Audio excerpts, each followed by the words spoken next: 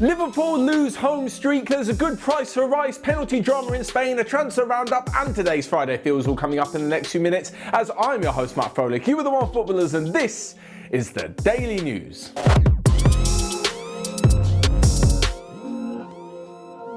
So first up, and the unthinkable has happened. Liverpool have lost their home streak. Football has gone wild. Anything can happen in the Premier League this season. After 68 games unbeaten at home, stretching back to April 2017, Liverpool have finally come away from Anfield with 0 points. Honestly, the fact that Burnley did this is pretty remarkable, but it does shed a bit of a bad light on the rest of the so-called top teams in the Premier League. Like, I saw last night on Twitter all the Man City fans and Chelsea and even some Spurs fans and Arsenal and whoever else all having a go at Liverpool, mocking them, this, that and the other. These big teams had at least 4 chances over the last 4 years to beat Liverpool at Anfield, and they didn't do it. So honestly, I know it's come to an end and it's the second longest unbeaten home streak in English football history, but massive credit has to go to Liverpool for the streak. On the flip side, massive credit does not go to Liverpool for their performance or their performances in the last few games. In fact, since beating Crystal Palace 7-0 at Selhurst Park, they are now 5 games without a win and they've only scored 1 goal. 1 goal. This is the front three of Salah, Firmino and Mane, and they've just managed 1 goal. I mean, last night Klopp rested Firmino and Salah. Honestly, I think it's a little bit offensive. Like, yeah, he rested them because we've got a busy schedule. Every team's got a busy schedule. And he clearly thought, it's just Burnley at home. I can rest the big guns. Then panicked, brought them on. Things went from bad to worse. And Ashley Barnes' penalty meant that Liverpool left empty-handed. And after all of this, I've just got to say it, it kind of suited that this happened on the night where Jurgen Klopp proved once again that he's just an intolerable bloke off the pitch. Yes, he's one of the best managers, if not the best manager in the world, but what on earth is he doing with Sean Dyche? At half-time, he literally ran after the Burnley boss down the tunnel, effing and blinding, pointing his finger, getting real aggressive. Like, just don't do it. Everyone has a little squabble on the touchline, but running after him, you just look ridiculous. And after I saw that at half-time, I thought, you know what, he's acting like such a prat. It would be calmer if Burnley went on to win the game, and they did. Anyway, for Liverpool fans, I wouldn't worry so much because your next opponent is Tottenham, and knowing how that's gone in recent history, they'll be picking up 3 points. But moving on to some big piece of transfer news, and West Ham have apparently lowered their price for Declan Rice. 80 million was the amount of money that they wanted, and this was kind of before the pandemic hit. Now, they're willing to accept just 50 million. For them, just 50 million. It's still a lot of money, but actually, Rice has kind of grown on me. I think this would be not a bad deal. Look, he's 22 years old. He's started and finished all 21 games in all competitions for West Ham this season. He's captaining them in the absence of Mark Noble. He's really proving himself to be a good player and at the international stage as well. Both Chelsea and Manchester United are apparently interested in him, and I can really see a move to Chelsea paying dividends. He grew up at the club. He's got plenty of friends there, especially his relationship with Mason Mount is there for all to see. Best of friends. And, well, it would be a big step up. The only reason he'd stay at West Ham is if they managed to get European football. Not unthinkable at all. David Moyes has got them playing really well, and they're definitely pushing the top 6 or 7 places.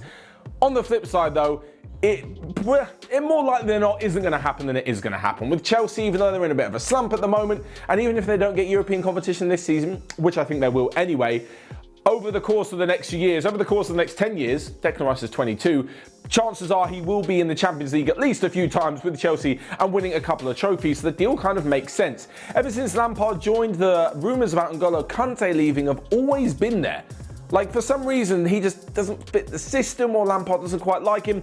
There's something going on where the French World Cup winning midfielder, despite the fact he's probably the best defensive midfielder in the world, doesn't really seem to fit into the Chelsea team, so maybe Rice would be a good option, especially if they can sell Kante, get a load of money for him, and then spend it all on Declan Rice. Next up, though, we're to some penalty drama, and if you thought the Premier League was ridiculous, some football last night in Spain was utterly outrageous. First off, right, and in the league, Atletico Madrid extended their lead at the top of the table as they beat Eibar 2-1. Yes, Luis Suarez scored a brilliant goal to equalise and then scored a Panenka in the last few minutes to give his side all 3 points. But that's not the talking point of the game. I mean, the Panenka's a pretty good deal. The penalty was scored, first penalty of the game, by Eibar's goalkeeper. That's right, Marko Dimitrovic with a sweet left foot strike buried the ball past none other than Jan Oblak. The reason why he was taking is apparently Eibar decided to give the goalkeeper the duty after they missed their last 3 penalties. And after that strike, I wouldn't be surprised to see him on penalty duty again. Now, of course, this isn't the first time that goalkeepers have scored penalties and free kicks, but if we really could see the start of some unbelievable career on set pieces for the goalkeeper, you just love to see it. That's what football is all about. But aside from this, there was also some more penalty drama in the Barcelona game, and this one was in the Copa del Rey. So despite the fact that in the end Barcelona went through against local rivals Cornellà 2-0, well, Ramon Juan, the goalkeeper, will go down in the history books. The first ever goalkeeper, to say this again, the first ever goalkeeper to save 2 Barcelona penalties in one match. That is stunning. No matter what goes on from here, he's only 21 years old, by the way. No matter what his career happens, or what happens in his career rather, that is an insane thing to hang on the mantelpiece if you can get it made into some sort of plaque. Miralem Pjanic had a penalty saved. It was quite a good effort and a fantastic save. Ousmane Dembele, shame. I know I always bag on people who take penalties when they stutter and then do that little hop, skip and a jump. Dembele didn't really do anything. He literally just passed it down the middle and the keeper stuck out a foot and saved it. It was a shocking penalty, but then he did score, and so did Braithwaite in the end to make it a comfortable 2-0 victory in extra time. I say comfortable. They had to go the extra time against the 3rd division side, but they could have gone the way of Atletico or Real Madrid in this season's cup competition, as they've been knocked out by lower league teams as well. Next up then, in a quick roundup of the rest of the day's transfer news, where forward Crepin Diatta has finally put an end to months of speculation about his future by signing for Monaco. There's another new striker in Liga as well, as Arkadiusz Miluk has joined from Napoli to Marseille on a loan deal. Elsewhere, and another loan deal is almost completed for Fikayo Tomori. The Chelsea defender will be heading to AC Milan on a 6-month loan with the option to buy him permanently for £25 million. And lastly but not least, Christian Eriksen's future, well, the latest on it is that Leicester were reportedly interested in bringing him back to the Premier League, but then decided they would not be doing that after discovering that his wages were around £300,000 per week. So then finally we come to this week's Friday Feels, where you guys give your footballing predictions down in the comment section and we read out a few of the correct ones on Monday. It's a big weekend of football, no less, in England with the FA Cup. And first off, I'm going for a shock defeat. I'm sorry, Wolves fans, but they go away to Chorley, who have managed to make it this far after beating Derby in the last round, and I think Chorley are going to win on penalties. Next up, and as AC Milan, table-topping AC Milan, take on Atalanta, I'm going to go for Zlatan Ibrahimovic to score yet again, the age-defying Zlatan. And lastly but not least, obviously there's a huge FA Cup game on Sunday as Manchester United host Liverpool, and the way things have gone for United recently, and the way things have gone for Liverpool recently, I'm going to go for a very, very close 1-0 victory for Ole Gunnar Solskjaer's side.